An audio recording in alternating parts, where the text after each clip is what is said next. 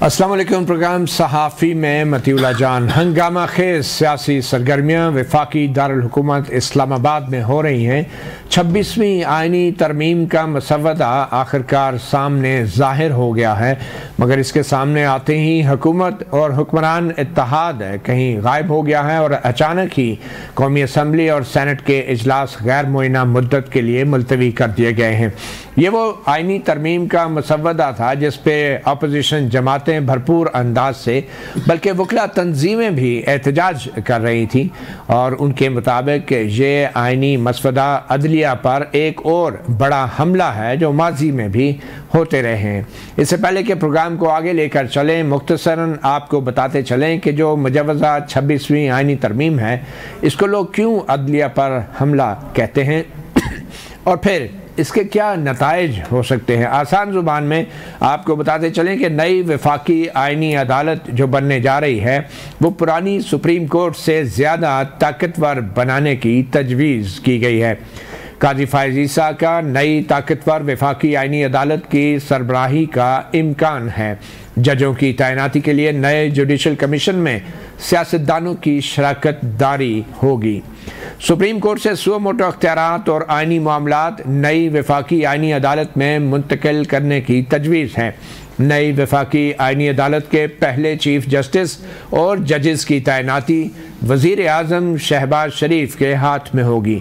नई वफाकी आइनी अदालत के चीफ जस्टिस और दीगर जजेस साहिबान मुस्तकबिल में मेंबरान कौमी असम्बली की कमेटी की अक्सरियत से मुकर्रर होंगे। सुप्रीम कोर्ट के चीफ जस्टिस का इंतखाब 3 सीनियर जजों के पैनल से कौमी असम्बली की कमेटी में होगा। जस्टिस मंसूर अली शाह का चीफ जस्टिस बनने का इम्कान कम होता जा रहा है। जजों की तैनाती करने वाले अदालती कमीशन की सरबराही भी नई वफाकी आइनी अदालत के चीफ जस्टिस के पास चली जाएगी। नए अदालती कमीशन के पास हाई कोर्टों के जजों की कारकर्दगी जांचने का अख्तियार आ जाएगा और उनके खिलाफ कार्रवाई की सिफारिश भी की जा सकेगी। सुप्रीम कोर्ट के सरबराह चीफ जस्टिस सुप्रीम कोर्ट, जबकि नई वफाकी आइनी अदालत के सरबराह चीफ जस्टिस पाकिस्तान कहलाएंगे। नई वफाकी आइनी अदालत के जज की रिटायरमेंट की उम्र की हद 68 साल होगी। सुप्रीम कोर्ट के चीफ जस्टिस की मुद्दत ओहदा 3 साल मुकर्रर करने की तजवीज़ है। रिट दरख्वास्तों पर हाई कोर्टों के फैसले के खिलाफ अपील सुप्रीम कोर्ट में नहीं की जा सकेगी, बल्कि नई वफाकी आइनी अदालत में ये अपीलें सुनी जाएंगी। नई वफाकी आइनी अदालत हाई कोर्ट में दायर दरख्वास्त को दूसरी हाई कोर्टों में मुंतकिल करने का अख्तियार भी रखेगी। अदालती कमीशन की सिफारिश पर हाई कोर्ट के किसी जज का दूसरी अदालत में तबादला किया जा सकेगा। जजों के खिलाफ इंज़बाती कार्रवाई करने वाले जुडिशल काउंसिल की सरबराही भी नई वफाकी आइनी अदालत के हाथ में चली जाएगी। आर्टिकल 63A में मुजवज़ा तरमीम के जरिए अपनी पार्लिमानी पार्टी के हुक्म के बरखिलाफ आइनी तरमीम पर वोट डालने वाले मेंबरान असम्बली का वोट शुमार होगा और इसकी सज़ा महज रुकनियत से महरूमी होगी। तो ये मुख्तसर जो खुलासा है जो आइनी तरमीम सामने आ रही है, और अब सुनने में ये आ रहा है कि मज़ीद 1 हफ्ते से ज़ायद कुछ अरसे के लिए जो कौमी असम्बली और पार्लियामेंट का जो इजलास है दोनों ऐवानों का वो आगे चला गया है और अब वज़ीर आज़म शहबाज शरीफ भी जो है अक़वाम मुत्तहिदा के एक अहम इवेंट के ऊपर अटेंड करने के लिए जा रहे हैं मुल्क से। इस सिलसिले में हम बात करेंगे इस आइनी तरमीम के हवाले से और मौलाना फजलुर रहमान की जो सियासत है इस वक्त जो कि मरकज़ निगाह है तमाम सियासतदानों और हुक्मरान इत्तेहाद के लोगों की, उस पर भी बात करेंगे। मेहमानों का तारफ़ कराते चलूँ, हमारे साथ स्टूडियोज़ में मौजूद हैं इंजीनियर कमरुल इस्लाम, मेंबर कौमी असम्बली मुस्लिम लीग नून के रहनुमा। उनके साथ तशरीफ़ फरमा हैं डॉक्टर हमायूं मोहम्मद, सेनेटर पाकिस्तान तहरीक इंसाफ, और उनके साथ तशरीफ़ फरमा है मुफ्ती कफ़ायतुल्लाह, जमीयत उलमा इस्लाम फ़े के लीडर। बहुत शुक्रिया आप तीनों मेहमानों का। तो सबसे पहले मुफ्ती साहब आपकी तरफ ही आएंगे क्योंकि सब आपकी पार्टी की तरफ ही सबका इस वक्त रुख है। क्या हो रहा है? मौलाना फजलुर रहमान साहब फौरी तौर पे कोई फ़ैसला नहीं कर पाए, क्या उनको कुछ इख्तलाफ हैं और वो किस हद तक हुकूमत और हुक्मरान इत्तेहाद का साथ दे सकते हैं? बिस्मिल्लाहिर्रहमानिर्रहीम। सबसे पहले तो आपका शुक्रिया। जिन लोगों के पास अक्सरियत होती है तो हमेशा के लिए ये अक्सरियत ही बिल्डोज़र से बिल्डोज़ करते रहते हैं वो लोगों को मौका नहीं देते कि वो सोचे और समझे। एक ऐलान हो जाता है कि ये कानून ले हो गया और फिर ये ऐलान हो जाता है कि ये पास हो गया, और ये मौका नहीं मिलता कि लोग पढ़ें और पढ़कर उस पर अपना फैसला दें। तो मेरे ख्याल में अब हुकूमत ये करना चाहती थी इस आईनी तरमीम में, तो मौलाना फजल रहमान साहब ने उनको रोक दिया कि ऐसा नहीं होगा। ये तो ठीक हुआ। मौलाना फजल रहमान साहब की शख्सियत में कोई लचक है ना, इससे लोगों के पास जाते हैं, उनसे कोई उम्मीद रखते हैं, और वो भी सोचते हैं तो फिर ज़ात का नहीं सोचते, अपनी कौम का सोचते हैं। ये जो आईनी तरमीम के बारे में आपने तफसील बताई हो जो आजकल है, हमारी राय के मुताबिक हम तो किसी एक आदमी के लिए तरमीम नहीं करना चाहते, और हम उसूली तौर पर इसकी भी मुखालिफ है कि एक आदमी ने अपना टाइम पूरा कर दिया फिर क्यों बैठता है। दूसरा आदमी तो वो मुल्क का दुश्मन तो नहीं आता है, वो भी इसी के मुताबिक आता है। ये हमारा उसूली मौक़िफ़ है। इन हजरात का आना जाना बहुत ज़्यादा हुआ तो लोग समझते थे कि हो सकता है वो हम पर असरअंदाज हो, लेकिन किसी के आने से आपकी दलील की क़ुव्वत कमज़ोर नहीं होती। आप अपनी बात समझा सकते हैं तो हमने अपनी बात समझाइए। हम कल भी अपोजिशन में थे, आज भी अपोजिशन में हैं, और हम हुकूमत के कम से कम इस दाव पेश में नहीं आएंगे। और मेरे ख्याल मौलाना साहब का किरदार बहुत ज़्यादा काबिल तारीफ़ है, कौम को मान लेना चाहिए। और मौलाना साहब शायद हुकूमत से बढ़ के दाव पेच लगाएंगे। बहरहाल कमरुल इस्लाम साहब, आपकी हुकूमत है नून लीग की, तो क्या जल्दी क्या थी यार? ये लोगों को समझ नहीं आ रही कि क्या जल्दी है कि 25 अक्टूबर को एक चीफ जस्टिस रिटायर हो रहा है और सीनियर तरीन जज जस्टिस मंसूर अली शाह, जिनके ऊपर कोई इल्ज़ाम भी नहीं है, उन्होंने चीफ जस्टिस बनना है। तो क्या ये आईनी तरमीम 25 अक्टूबर से पहले मंजूर करवाना हुकूमत के लिए लाज़िम है? बिल्कुल ना लाजिम है, ना कोई बहुत दिली ख्वाहिश है। सीधी सी बात यह है कि जितनी तरामीम इस वक्त डिस्कस हो रही हैं, 4 मीटिंग्स हुई कल स्पेशल कमेटी की, जिसमें तमाम सियासी जमातों के अकाबरीन थे, मौलाना फजलुर रहमान साहब भी तशरीफ़ फरमा थे उसमें चीज़ें डिस्कस हुई, और उसी के जो मंशा थी, ओवरऑल कलेक्टिव एक जो विजडम थी, उसने प्रिवेल किया और इसको वसी तर मशावरत के लिए। और अगर जल्दी होती तो शायद फिर असम्बली का इजलास आज भी जारी रहता, या अगर आज न रहता तो परसों से होता। तो मेरा ख्याल है हमेशा से आईनी तरमीम, सवाए एक दौर में जब 2/3 अक्सरियत पाकिस्तान मुस्लिम लीग नून को शामिल थी, 18वीं तरमीम को देखने बड़ी लंबी मुशावरत हुई थी। तो इंशाअल्लाह मुशावरत के बाद इसमें से चले, मुशावरत तो आपने भी कहा होगी, मगर आपको आपकी हुक्मरान जमात ने ये आईनी तरमीम का मसवदा कब दिया?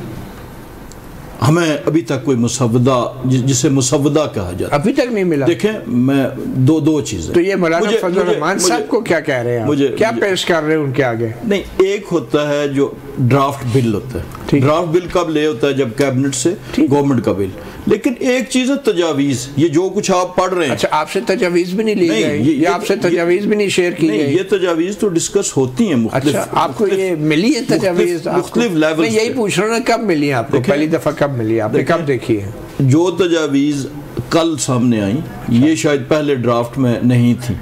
पहला ड्राफ्ट जो है वो पाकिस्तान मुस्लिम लीग नून के अकाबरीन ने बनाया, इस पे दीगर फिर पीपल्स पार्टी शामिल हुई। तो ये सारी एक नया है, ये नया ड्राफ्ट है। नहीं, ये आपके पास है, ये जो समरी आपने निकाली। तो क्यों नहीं मंजूर करवा सकते? ये तो बहुत बड़ी नाकामी है आपकी। इसमें एक बहुत बड़ा हिस्सा जो है वो ज़ाब्ता फौजदारी का है। इन आईनी तरमीम के अंदर बहुत सी चीज़ें जो हैं वो जो क्रिमिनल जस्टिस के बहुत से प्रिंसिपल्स हैं उन पे है। सेक्शन 199 जैसे आपने खुद कहा कि जिस तरीके से उस पे है कॉन्स्टिट्यूशनल कोर्ट नहीं, तो अभी आपने कहानियां पढ़ी कि जब 12 साल के बाद सजा मौत की नाकाम होगी ये आईनी तरमीम मंजूर करवाने में। नहीं तो क्या आईनी तरमीम मंजूर कोई इसमें हुकूमत की नाअहली है, कोताही है क्या? बिल्कुल नहीं। अगर है तो फिर उस पूरी आपने जिस शख्स को आपकी पार्टी ने सपोर्ट किया और सेंटर बनाया, फैसल वाडा, वो जरा सुने हुकूमत के बारे में क्या कहते हैं। एक शख्स की राय को तो आप नहीं कह सकते। हुकूमत की आप क्या समझते हैं? तरमीम जो हो नहीं सकी, इतना 2 दिन हलचल रही और फिर क्या नाअहल और निकम्मों से आप यही एक्सपेक्ट कर सकते हैं। अहल और नकम्मे, ये आपके वोट से, आपकी सपोर्ट से ये सेनेटर बने, इनके बारे में आप कुछ फरमाएं? 2 दिन पहले फरमा रहे थे कि मैं अगर तरमीम नहीं होनी तो मैं कॉफ़ी पीने आया हूँ। तो मतलब एक किसी की स्लिप ऑफ टंग को, किसकी नुमाइंदगी कर रहे हैं ये अहल और नकम्मा, किसके बिहाफ पे कह रहे हैं? ये अपनी नुमाइंदगी कर रहे हैं। अच्छा, इनके पीछे कोई नहीं है? पीछे तो अपनी ज़ात है इनकी। और आपकी पार्टी इनके सपोर्ट नहीं कर रही?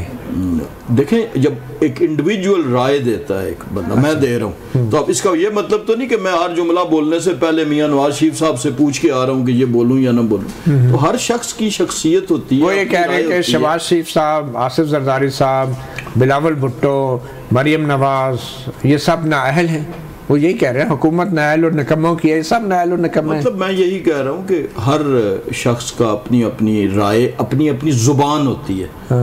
तो अब जाहिर है मेरी जुबान थोड़ी शायद डिफरेंट होगी, आपकी जुबान की आपके बंदे हैं ज्यादा होगी। हर उस हाउस के अंदर जो हमारे इस वक्त 212 बंदे मौजूद हैं, तो हर एक की एक राय तो नहीं हो सकती।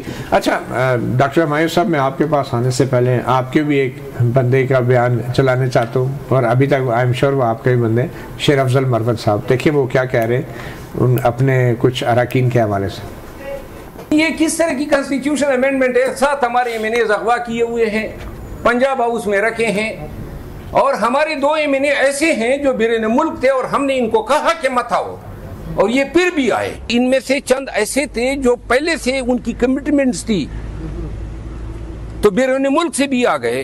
और हमने यानी उमर अयूब खान ने 7 दिन पहले सबको कहा हुआ था इन तमाम को कि अंडरग्राउंड चले जाओ, लेकिन मेरा ख्याल है कि वालिहाना पंथ लगाव था उनका कि वो आए, हमारे साथ रब्ता नहीं कर रहे हैं, लेकिन उनके गोद में बैठे हुए हैं। ये आपके सेनेटर हैं और ये कह रहे हैं कि हमारे लोग अपनी मर्जी से, खुशी से, वालिहानापन से जो है वो छुपे हुए हैं और वो हुकूमत को सपोर्ट कर रहे हैं। कुछ कहेंगे शेर अफजल मरवत साहब के इस दावे के हवाले से आप? बिस्मिल्लाहिर्रहमानिर्रहीम। इय्याका नाबुदु व इय्याका नस्तईन, ये जी हमारे MNA है, सेनेटर नहीं है, लेकिन MNA is more important then senator, क्योंकि वो डायरेक्ट इलेक्ट होते हैं, तो इसमें कोई शक नहीं। देखिए इस तरह है कि अगर आपको पार्टी ने कहा था कि आप लोग बाहर रहो या आप लोग अंडरग्राउंड रहो, तो सवाल तो उठता है कि आप क्यों बाहर निकले हो। मतलब मेरा भी ये सवाल उठेगा कि ये क्यों है, मतलब आप सपोर्ट कर रहे हैं जो शेर अफजल मरवत कह रहे हैं कि आपके अपने लोगों का मसला है, किसी और ने उनको बरगलाया नहीं है। मसला इसमें कोई शक नहीं है, इसमें कोई शक नहीं है कि मसला किसी हद तक ये है कि जब आपको कहा जाता है कि इस सिचुएशन में बाहर ना निकलो, तो फिर आप क्यों निकल रहे हो? जब आपको पता है आप वल्नरेबिलिटी आपकी हो सकती है, आप क्यों निकल रहे हो? तो किसी हद तक वो सही कह रहे हैं, and I agree with him. किसी हद तक बिल्कुल ये कह रहा हूँ। ये कह देना कि उन लोगों का अपना मसला है और वो खुद ये कर रहे हैं और उधर कर रहे हैं, उस पर मैं क्वेश्चन मार्क करूंगा, मैं उसको डिनाई नहीं करूंगा, लेकिन मैं उस पर क्वेश्चन मार्क करके उसकी तहकीक जरूर कराऊंगा। ठीक है, ये चीज नहीं हुई, आज तो अमेंडमेंट पास होते होते रहेगी।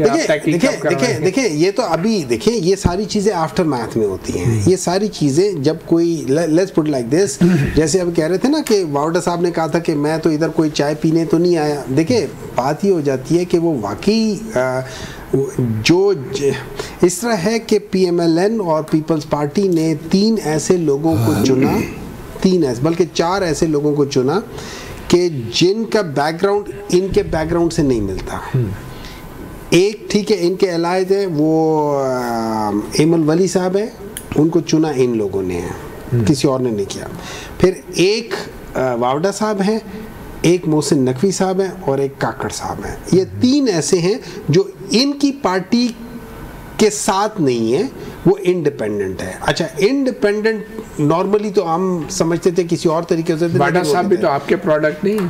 देखिए मेरे ख्याल में वाडा साहब ने हमसे स्टार्ट लिया था, इसमें कोई शक नहीं है, लेकिन वहाँ पे भी स्टार्ट दिया था वैसे। हाँ जो भी है वो उसमें वो अपने इमरान इस्माइल साहब के बड़े अच्छे दोस्त थे, तो उस बेसिस पे वो स्टार्ट हुए थे अपनी जगह। लेकिन इम्पोर्टेंट बात ये थी कि वो ये कह रहे हैं कि जिस तरीके से उनको कहा गया था कि काली आंधी आएगी और ये सारी चीज़ें चेंज हो जाएगी, तो अक्सर हम देखते हैं कि वो कहते हैं कि कराची के साहिल की तरफ एक बड़ी तेज़ आंधी आ रही है, उससे पहले ही ख़त्म हो गई है। तो ये भी उसी तरीके से काली आंधी थी जो अपनी मौत खुद ही मर गई। लेकिन कौन किसकी बात? ये जो चेंज आना चाह रहे थे ना, ये आईनी तरमीम थी। देखिए, ये आईनी से ज़्यादा आहनी तरमीम लेकर आ रहे थे, क्योंकि इससे स्ट्रेंथन जो थी ना, इससे स्ट्रेंथन मेरे लिहाज से पार्लियामेंट से ज़्यादा ये और हल्कों को स्ट्रेंथन करती थी। ये आपका जो बैलेंस ऑफ पावर है वो शिफ्ट हो रहा था। उसकी बेसिक वजह ये है कि जो प्रिंसिपल ऑफ ट्राइकोटमी ऑफ पावर्स है, ये सेग्रीगेशन ऑफ पावर है, जिसमें आप एग्जीक्यूटिव को, आप जुडिशरी को और आप लेजिस्लेशन को, इन लेजिस्लेटर्स को, इन तीनों को सेग्रीगेट करते हैं। ये क्या कर रहे थे? ये जुडिशरी को एग्जीक्यूटिव के नीचे लेकर आ रही थी। So that means now judiciary would be manipulated by the executive. और उस चीज के लिहाज से, और प्लस जो प्रेजेंट सुप्रीम कोर्ट है, इनके ये दांत भी काट रही थी, इनके ये नाखून भी काट रही थी, और बेसिकली उसको ऊपर बिठा दिया, लेकिन उसके पावर जो थे ना, लोअर कोर्ट से भी शायद कम हो गए थे। ये सारी चीजें करने का मेरा ये ख्याल था कि it was a very bad. मैं इस बात पे, मैंने आज 2-3 जगहों पे कहा है, और मैं इस बात पे ये ज़रूर कहता हूँ, एक दफ़ा फिर कहता हूँ कि आई थैंक मौलाना साहब कि उन्होंने इस जगह पे जो शुरू में वो कह रहे थे कि बड़ा प्रेशर था, और उनके साथ आसपास लोग बहुत कह रहे थे। कुछ कबल वक्त नहीं है आपका ये थैंक यू। देखिए, इस वक्त एज ऑफ टुडे, देखिए एज ऑफ टुडे, कबल वक्त की बात नहीं है, एज ऑफ टुडे ये कर लेते हैं, ठीक है। देखिए, बात ये होती है, अगर उन्होंने वोट दे दिया तो आप क्या कहेंगे? देखिए मेरी बात सुने। इंपॉर्टेंट चीज़ ये है, असल चीज़ इंपॉर्टेंट चीज़ ये है कि इन सब चीज़ों के ऊपर एक डिबेट होनी चाहिए। बिल्कुल सही। वो डिबेट कम से कम, जैसे इसहाक डार साहब ने हाउस में कहा था कि हम लोगों ने जो चार्टर ऑफ डेमोक्रेसी बनाई थी, उसके ऊपर 4 साल हमने काम किए थे। सही है, यहाँ पे आप एक आइन को बदलने की और मेजर चेंजेस कर रहे हो, और आप उसमें आधा घंटा दे रहे हो। आप अपने साथियों को, आप अपने ऑपोजिशन के लोगों को, यहाँ तक कि इसहाक डार जो कि डिप्टी प्राइम मिनिस्टर है, उनको भी नहीं पता था कि क्या आ रहा है। तो क्या अब इतनी क्या मसला है? Fair enough, I think debate होनी चाहिए, लेकिन यहाँ पे मामला रिबेट के चल रहे हैं शायद। देखिए, at the end of the day आप हर लेवल पे जाके देखते हैं कि चलो ये अच्छा हुआ, आप उस वक्त थैंक यू कह लेते हैं। अरे तो अब इट गोज। वैसे आपको अगले 10 दिन तक थैंक यू मौलाना कहते वापस ले लेंगे। एक छोटी सी ब्रेक लेंगे, और ब्रेक के बाद सब दूसरे आम मामलात भी हैं, और हमारे साथ मौजूद हैं मुफ्ती कफायतुल्लाह साहब भी, उनसे भी बात करते हैं।